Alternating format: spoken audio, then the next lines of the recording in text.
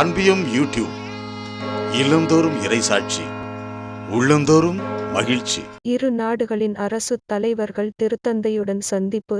நாடுகளிடையே நிலவி வரும் நல்லுறவுகள், நாட்டின் முன்னேற்றத்தில் கத்தோலிக்கரின் பங்களிப்பு போன்றவை குறித்து திருப்பீட அதிகாரிகளுடன் அரசு தலைவர்கள் உரையாடல்.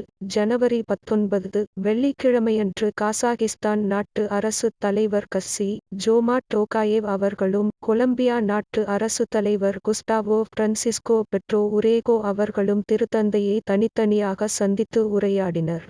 திருத்தந்தையை சந்தித்தபின் நாடுகளுடன் ஆன உறவுகளுக்கான திருப்பீடத்துறையின் செயலர் பேராயர் பொல் ரிசார்ட் காலக அவர்களையும் சந்தித்து உரையாடினார் கசாகிஸ்தான் அரசு தலைவர்.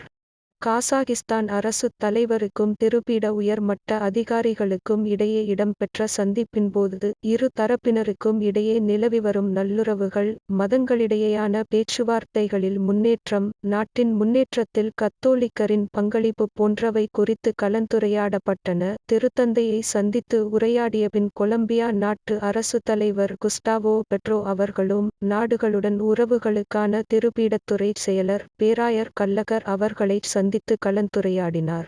இரு நாடுகளுக்கும் இடையே இடம்பெறும் நல்லுறவு, நாட்டில் பேச்சுவார்த்தைகளை ஊக்குவித்தல், சமூக நீதி, ஒப்புரவு ஆகியவைகளை ஊக்குவிப்பதில் தலத்திரு அவை ஆற்றி வரும் பணி போன்றவை குறித்து இச்சந்திப்பின்போது விவாதிக்கப்பட்டன.